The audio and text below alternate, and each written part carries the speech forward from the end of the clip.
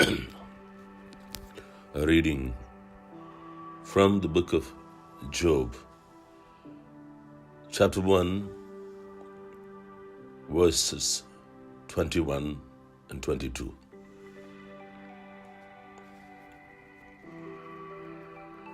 Naked I came from my mother's womb. Naked I'll return to the womb of the earth. God gives, God takes.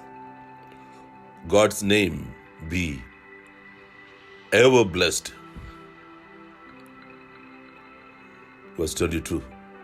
Not once through all this did Job sin. Not once did he blame God.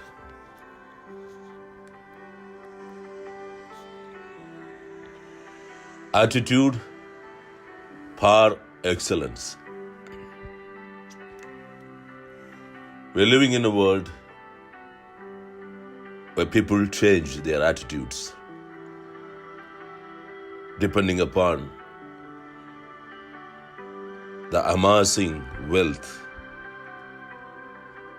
be it holding or losing, the color changes. Human beings should learn the impermanence of wealth.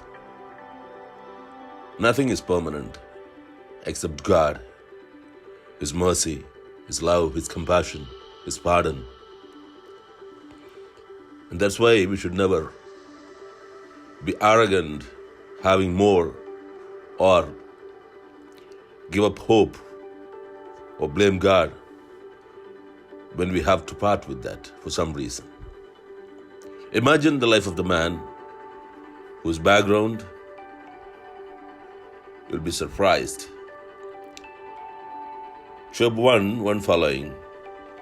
Job was a man who lived in Uz. He was honest inside and out. This should be the attitude of human beings. Some were honest only outside. They look honest, but inside, God only knows. I wonder whether some people know their own true nature at all. God created every one of us honest. Notice the children, as they grow, they accept their mistakes. Slowly, this honesty and simplicity goes away. But some people have the courage to maintain honesty. A man of his word, Bible says. A man should keep his word. If he makes a promise, if he pledges a vow, then he has to stand by that. Leaning to the climate or the weather or the wind is not fair. Psalmist says, a man who has given a word, even if it hurts him, he has to maintain. Only then he's a upright man who was totally devoted to God. Yeah, we need to be devoted to God, our Maker. God had no compulsion to create us, but He created us. And that's why the most basic duty anyone should have is being devoted to God and hated evil with a passion. It's not that easy. Evil is so attractive, seductive, tempting, but it's a commitment that we have to make. It's a determination we should develop to hate evil with passion. He had 7 sons and 3 daughters. God has generously blessed him with a wealth that human being cannot purchase. Go and meet the people who are childless and barren. Bible has any number of stories about that. Their life will be so miserable. And that's why We should be proud having children, be it son or daughter. Some are proud having sons, some are proud of their daughters. Whatever it is, it's God who decides, God who sends children into our lives, and we have to be proud. He was also very wealthy. There is nothing wrong in being wealthy. Wealth, after all, is a gift from God. God isn't against wealthy. God isn't against rich. He's only against the attitude that the rich sometimes develop. To that extent, they become arrogant, selfish, non-considerate towards the poor and the needy. And that kind of a wealth and wealthy, God hates. 7,000 head of sheep, 3,000 camel, 500 teams of oxen, 500 donkeys, and a huge staff of servants. The most influential man in all the East. Imagine his profile description. But with all that, this man maintained integrity, honesty, devotion. And that is something amazing about this man. His sons used to take turns hosting parties in their homes. Yeah, brothers were united. Psalmist says in 133, how blessed it is to have brothers united. It's like oil running out of the beard of Aaron. Always inviting their three sisters to join them. They did not have a party, men's party. It was a family get together. So they included their sisters also to join them in their merrymaking. When the party was over, Job would get up early in the morning. See the duty of the father. He must have also been with them in the party. They may have woken up or not, but Job would get up early in the morning. I talked about this early also. Getting up early in the morning is one of the basic duties, and sacrifice a burnt offering for each of his children. He prayed for them. He offered God sacrifices in case they have offended God, thinking maybe one of them sinned by defying God inwardly. He has not even heard them speak or do anything against God in public, but he's worried maybe in their thinking, if they have offended God, he wanted God to be merciful to his sons. What a fortunate children to have such a father. Job made a habit of this sacrificial atonement just in case they had sinned. And now comes the dramatic event. One day when the angels came to report to God, Satan, who was designated accuser, accusation is the duty of the devil. He is called the accuser.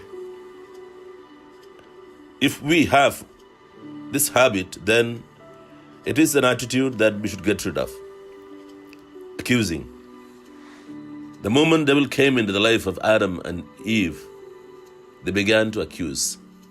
They began to even accuse God. They began to accuse each other. They began to accuse the Satan, the serpent. So beware of this attitude of accusing others. Take responsibility of your sin or weakness. Don't blame others. They may have a part, but you also have your part. Without your consent, no one would make you a sinner or saint. So,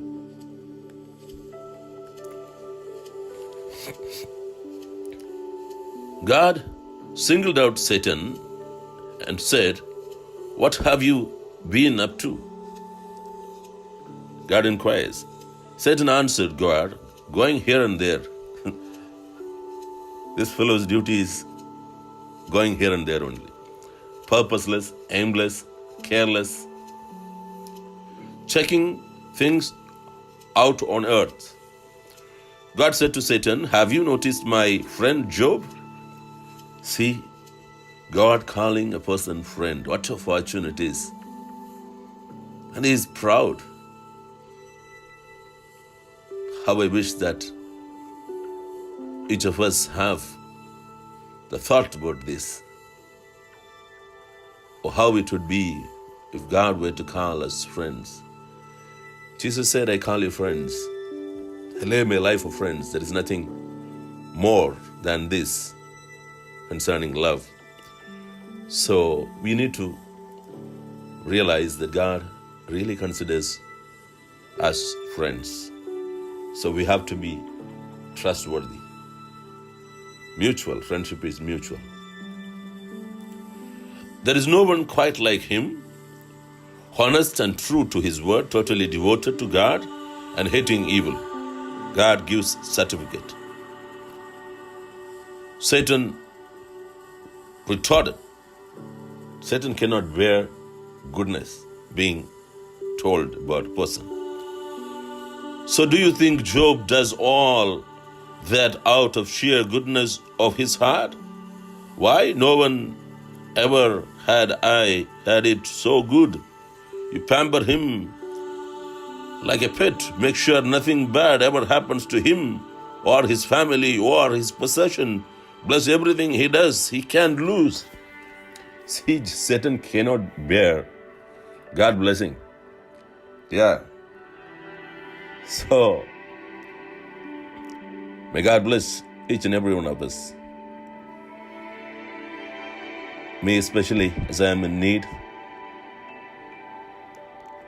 to take up a lot of things to work for God and to work for other human beings also.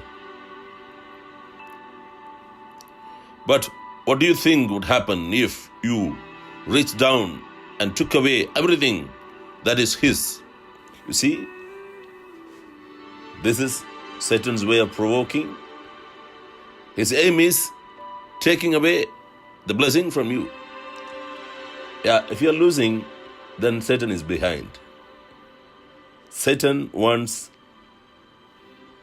to snatch away your blessing, be it peace, happiness, joy, love, wealth, health, family, friendship. He is after that. That's why you have to be happy. You have to be peaceful. Then Satan is irritated. He cannot bear. He'll run.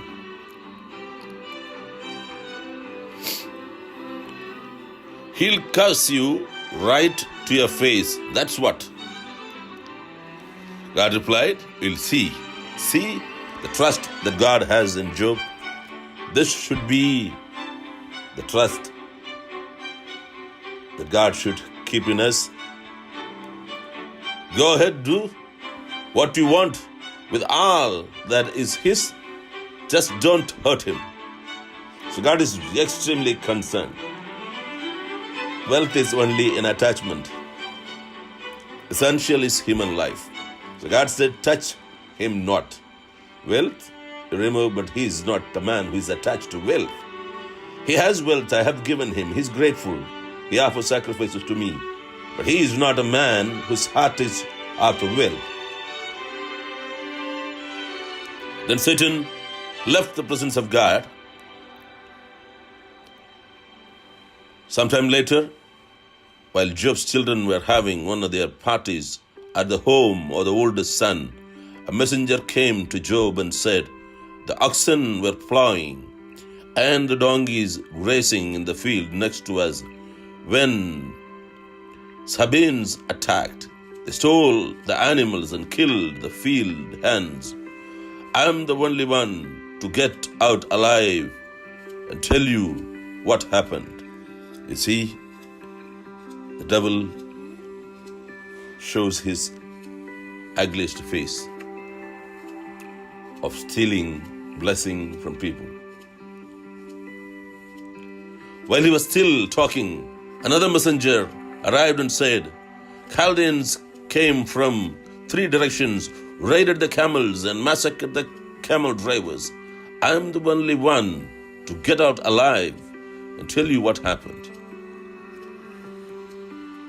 While he was still talking, another messenger arrived and said, the children were having a party at home of the oldest brother when the tornado swept in off the desert and struck the house. It collapsed on the young people and they died. I am the only one to get out alive and tell you what happened. You see what all things happen to a man. He's losing his cattle, his men, his children, his house, and everything. Job got to his feet, ripped his robe, shaved his head, then fell to the ground and worshipped. What an amazing attitude. An attitude par excellence. Nothing troubled him. He went to worship his God. He knows God is in control. God who gave him is in control. God who gave him life, children, wealth, and everything. He believes God knows. And that's why the most beautiful words came out of his mouth as a prayer. Naked I came from my mother's womb. Naked I'll return to the womb of the earth. God gives, God takes. God's name be ever be blessed. It should be the attitude of every faithful. I know the story of any number of millionaires who were proud once and got rid of, and their attitudes changed. They went mad and they were in prison or. But a true man of God should depend on God. God will bring him back all that he has lost. That's what happened in Job's life also. When you maintain such attitude, whatever you have lost, wherever you have lost, however you have lost, God will bless you beyond your imagination. Not once through all this did Job sin. Not once did he blame God. Human weakness is such sometimes we even cry aloud and ask God, "Oi, O Lord." Asking God or pouring out a heart is okay, but never blame God. God can bear your blaming. He gave you life. He protects you. He'll provide you. He knows. He feeds the birds of the field, the grass of the earth. Then he'll care for you. Prayer. Abba, thank you for the example of Job to imitate and follow and hold fast. Let your Spirit instill in us this faith that shames the devil and pleases God. In Jesus' most powerful name, amen. Jude Rice Ministries, Kevin Jude. 1972, April 3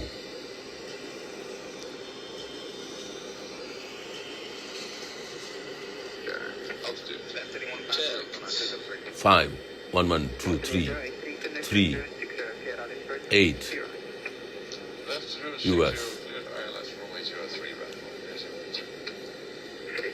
FOI. Thank you for listening. It's copyright protected, intellectual property right. Violate, then will be prosecuted according to the country's law. Except my friends, nobody has any right to share or use this material. Meet you one more time with God's message. Until then, be a blessing to each other. Pray for me.